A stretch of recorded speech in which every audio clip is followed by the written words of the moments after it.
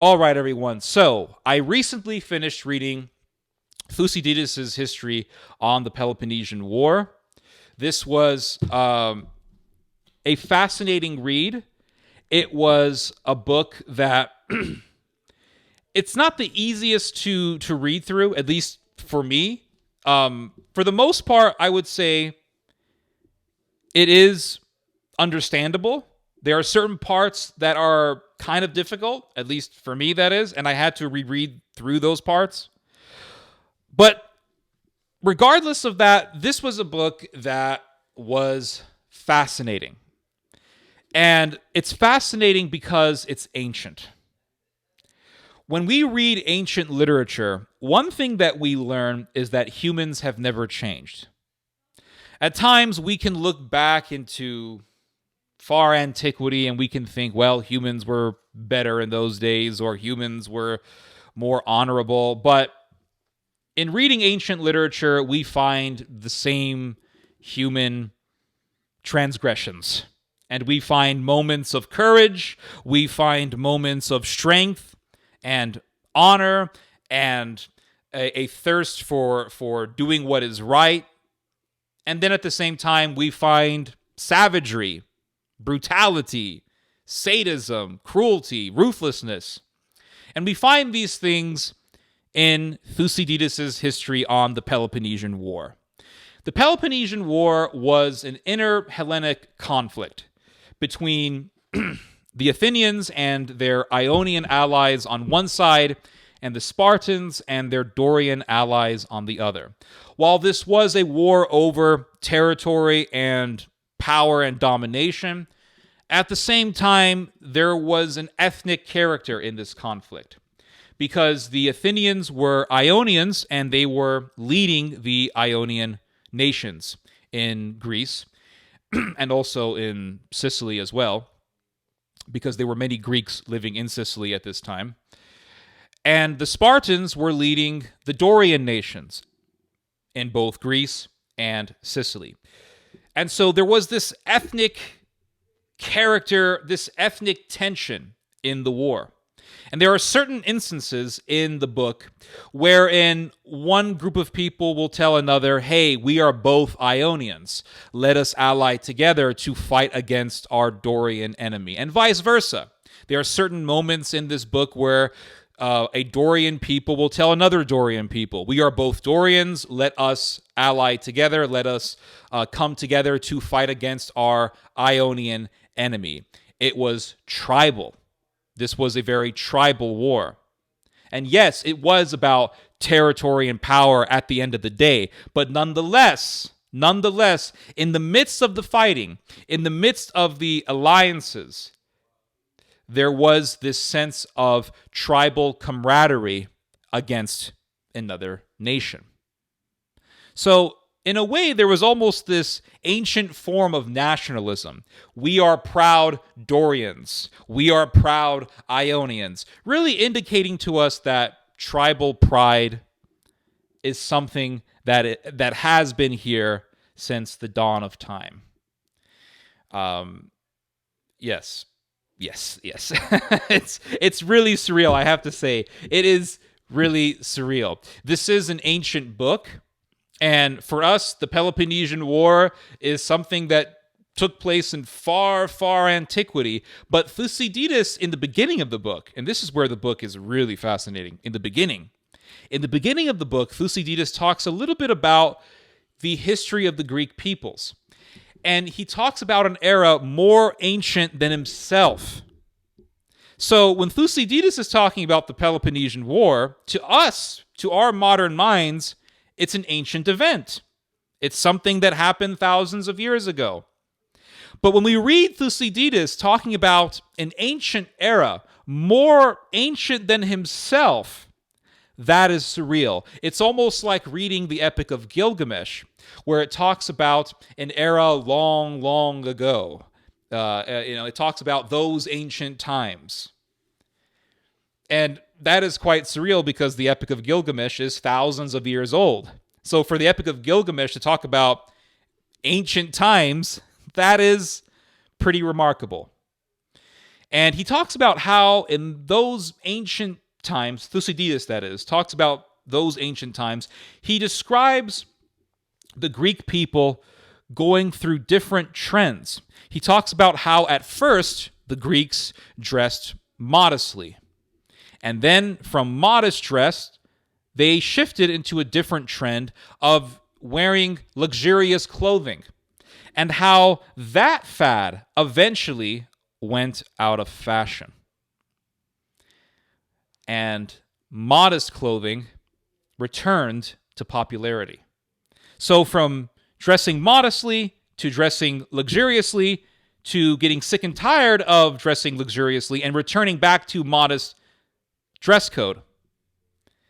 This recounting in the beginning of Thucydides' history really indicates to us that humans haven't changed that much at all.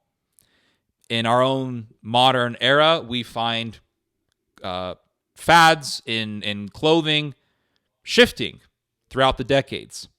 And in one decade, beards are in fashion. In the next decade, beards are out of fashion. Now, beards are back. At one point, mustaches were in. And then mustaches went out of fashion. Hopefully, they'll have a return. But humans haven't changed all that much. So we have in Thucydides trends, fads. We have ethnic tension. We have war over territory. We have, in other words, human beings doing what humans have been doing for millennia. There is an interesting formula that Thucydides has in his style, and it does remind me of other literature in Greco-Roman writing. So he starts out with this history, and then he starts talking about this ambush that takes place, in which the Thebans, who were allies to the Spartans, attack this city called Plataea. Plataea was an ally to Athens. And how the Plataeans slaughtered the Thebans, and from there, it escalates. The Spartans support the Thebans, the Athenians support the Plataeans, and from there, it eventually escalates into a full-on war involving all of the Hellenic world. So it wasn't a world war, but it was a Hellenic world war. It was the world war for the Hellenic people, or peoples, I should say. And in the beginning, the Athenians are actually doing pretty well. The Athenians are very proficient at fighting, especially on the sea. They have a naval force that is superior to the navy of the Spartans. The Spartans, they emphasized more on fighting in hand-to-hand combat, fighting on the land. The Athenians, they relied more on their navy. The Athenians developed a very powerful navy while fighting the Persians. This is how they began to cultivate a mastery for naval warfare. And while they were fighting the Persians, they developed a very strong navy to fight and help defeat the Persians. One thing that I find fascinating about reading about this war, this history, is how in the beginning it talks about how the Spartans and the Athenians, and really all the Greek world for the most part, not all the Greek world, but much of the Greek world, united together to fight the Persians. So there was this foreign enemy, Persia, trying to control the Hellenic world. The Spartans and the Athenians allied together to drive off and repulse and defeat the Persians. But then after that war, they begin to fight amongst themselves for territory. And instead of having Hellenic pride, all of a sudden it is, we're proud Dorians, we are proud Ionians. And it becomes a war between the Greek peoples themselves. And eventually, in the end, the Persians would make an alliance with the Spartans to defeat the Athenians. So in the end, the Spartans would ally with Persia to fight against their fellow Greek. It reminds me of the Balkan Wars. So in the first Balkan War, the different Balkan nations, the Serbs, the Greeks, the Montenegrins, the Bulgarians, they allied together to fight against the Ottomans, and they defeated the Ottomans. They drove the Ottomans out. And then after that, the Bulgarians got a little too power hungry, and the Balkan peoples began to fight each other. The Balkan countries allied together to fight against the Bulgarians. And even the Ottomans got involved to defeat the Bulgarians because the Ottomans wanted some territory that Bulgaria controlled. So it really goes to show that nationalism is really a means to an end. It's utilized to unite people to fight against a foreign enemy. Tribal pride has the same application. You cultivate that tribal pride to fight against some outside force. In this case, it would be uniting the Balkan peoples against the Ottomans. But then later on, the Balkan peoples start fighting each other. Same thing with the Peloponnesian War. At first, the Greeks are united together to fight the Persians. But then the different Greek peoples start killing each other, and the Persians come in, just like the Ottomans came in and allied with the Balkan countries against the Bulgarians. And the Persians come in, and they unite with the Spartans to fight against the Athenians. It's really fascinating how this works, and it really goes to show that things like tribal pride and nationalism, these are things that are used as a means to an end. They are used as a means to uniting people or rallying up people for war. And once you get what you want, then those people who were proud of whatever race they were or whatever tribe or that they were a part of, those people could start killing each other. So the Greeks were proud Greeks against the Persians, and then the Greeks started killing each other. So from being proud Greeks, they became proud Ionians, proud Dorians, and then it became a matter of Ionians versus Dorians and vice versa. You could have European pride, but then Europeans would start killing each other. The Germans tried to cultivate an idea of Europa, of European pride. They had this idea of creating a united Europe under German power. So basically, in the end, the Germans were saying, hey, we're all white. We're all Europeans. Let's unite together. And, well, that didn't happen in the end. In the end, Europeans started to kill one another. So here in Thucydides' history, we see how tribal alliances or tribal unity, in the sense of tribal pride, has its downfall. Because at the end of the day, it's not about tribal pride. At the end of the day, it's about power and domination and controlling territory and resources. This is why I personally find nationalism and things like tribalism to be hurtful to a society at the end of the day, because it's used as a form of manipulation. It's used as a way of rallying people up against something, and you don't even know what the end result could be. The end result could be that one side could end up killing the other side. From being proud of whatever nation they were or whatever tribe they were, they could end up killing each other. Anyway, there are certain parts of this book that are very brutal. I mean, and this is quite expected and obvious because we are dealing with a war. So, for example, there's an instance of a massacre that Thucydides describes near the end of this book, in which the Thracians, who were allied to Athens, commit a massacre on a town that was an alliance with Sparta. So the Thracians were with the Athenians, and then the Thracians said, "Okay, we're going to go home." And the Athenians said, "Well, on your way, if you see the enemy, destroy him." So the Thracians, they see a town that is allied to Sparta, and they entered the town, and they butcher every man, woman, and child that they found.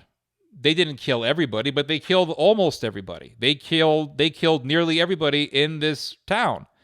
And as I was reading this, I couldn't help but be reminded of Sabra and Shatila, when the Kataib fascist, the Maronite Kataib phalangist, nationalist fascists in Lebanon, entered two refugee camps, Sabra and Shatila, and massacred both of the camps because they were inhabited by Palestinians.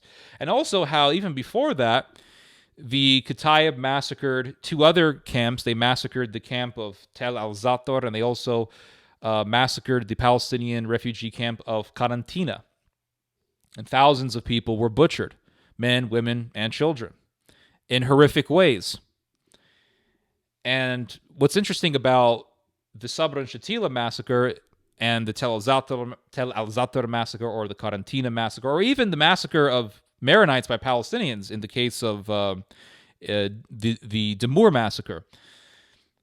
All these massacres involved Semites killing each other. All these massacres involved one Semitic people slaughtering another Semitic people. These people both spoke Arabic.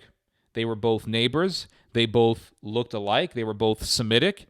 And yet they butchered each other, just like Europeans have butchered each other in the past, just as Africans have butchered each other, just as Native Americans butchered each other.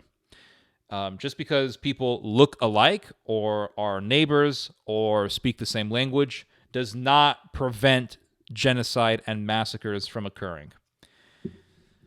And there's one part of Thucydides' book that really got me, that to me was just horrific. So first I want to read to you the the description of the massacre that took place. So the Thracians, they massacred a town called Mycalessus. And it says here that the Thracians burst into Mycalessus, sacked the houses and temples, and butchered the inhabitants, sparing neither youth nor age, but killing all they met, one after the other, children and women, and even beasts of burden, and any other living thing they saw. Like all very barbarous peoples, the Thracians are most murderous when they have nothing to fear. Everywhere confusion reigned, and death in all its shapes. In particular, they attacked a boys' school, the largest in the place, which the children had just entered, and massacred them all. So just imagine these children waking up in the morning, going to school, thinking that it was going to be like any other day, and a bunch of Thracian barbarians going into the school and killing everybody. Kind of reminds me of something that happened decades ago in Russia, in which you had Chechen terrorists go into a school and murder dozens of Russian children.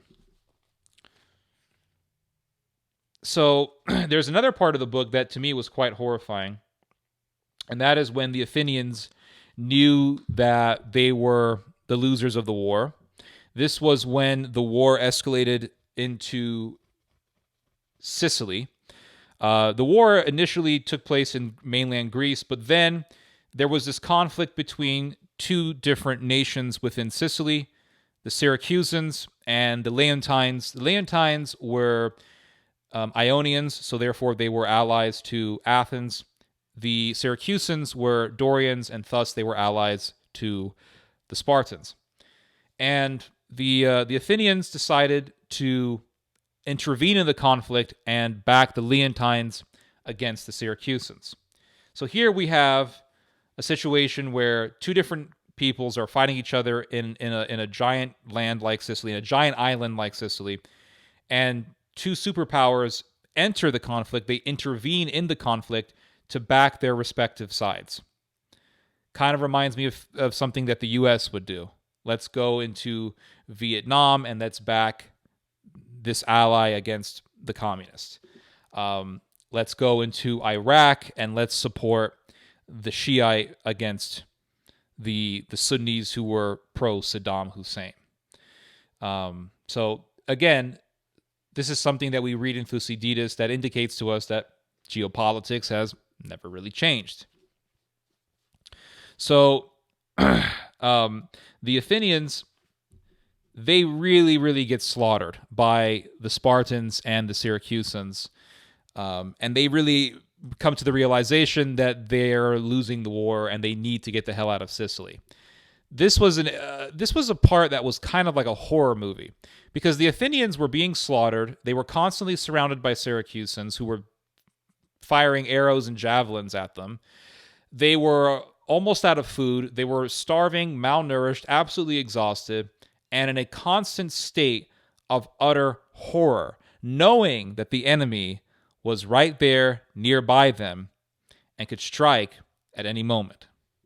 And so they realized that they needed to get the hell out of Sicily.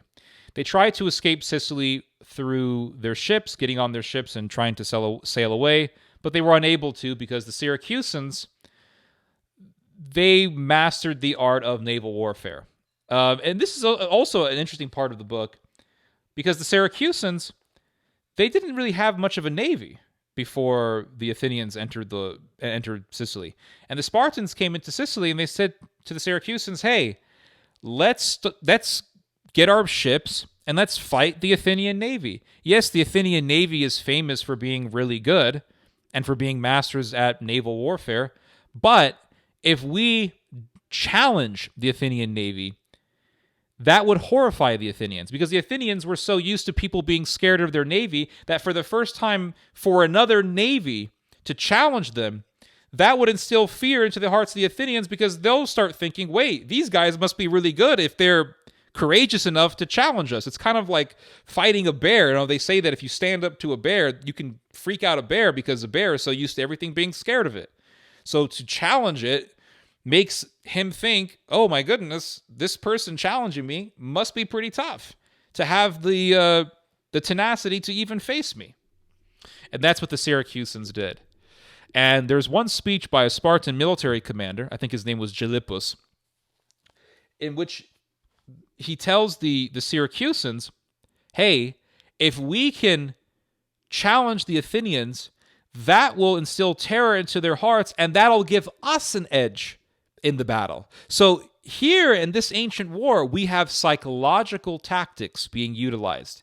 The understanding that to psychologically have an edge over your enemy gives one an advantage in battle. So we have mind games, we have proxy wars, we have intervention for an ally in a different country. We have massacres. We have everything in this history. Everything that entails an actual war that we could read about in modern times. So the Athenians realize that they're losing and they can't escape on their ships because the Syracusan navy is very good. And so they decide that they're going to run out of the area that they're in and go to a different region of Sicily where there is an ally waiting for them to help them, to give them refuge.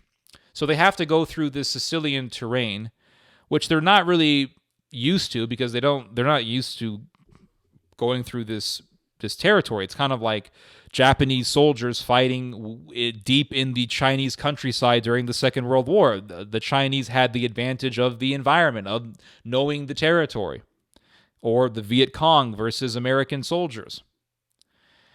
And the Athenians, before they leave the area that they're in, they have to abandon their wounded, which was absolutely heartbreaking. So I want to read to you this part because this is just horrifying.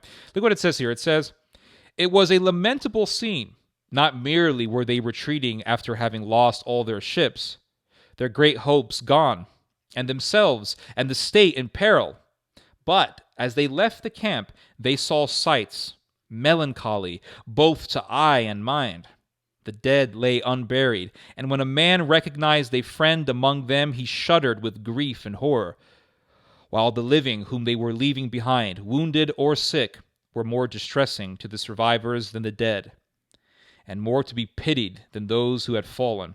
Their prayers and groans drove their friends to distraction, as they implored to be taken, appealing loudly to each individual comrade or relative whom they could see, hanging upon the necks of their departing tent fellows, following as far as they could, and when their strength failed, calling again and again upon heaven, and shrieking aloud as they were left behind. The whole army was in tears, and so distracted that they found it difficult to start, even though they were leaving a hostile country where they had already suffered evils too great for tears, and in the unknown future before them feared to suffer more." It's beautifully written. It's harrowing. It's harrowing, and I'm shocked that this hasn't been made into a movie yet. But yes, Thucydides, Peloponnesian War. It's an epic read, at times very technical, sometimes challenging to understand, and sometimes almost like watching a film, having all these graphic images play in your head. It's a great read, and if you're into reading Greco-Roman literature or reading ancient history, definitely read Thucydides, and don't just go to YouTube and watch documentaries. Documentaries are good, but only as a complement to books. Read the book, okay? People just rely on podcasts and documentaries, and to me, it's just laziness, because it's easy just to sit there and listen to someone talk or watch a documentary. No, read the damn book. Anyway. Stop. Get your ass off TikTok and expand your muscles, okay, in your brain, and read the book, okay? Anyway, you guys just heard some theology. God bless.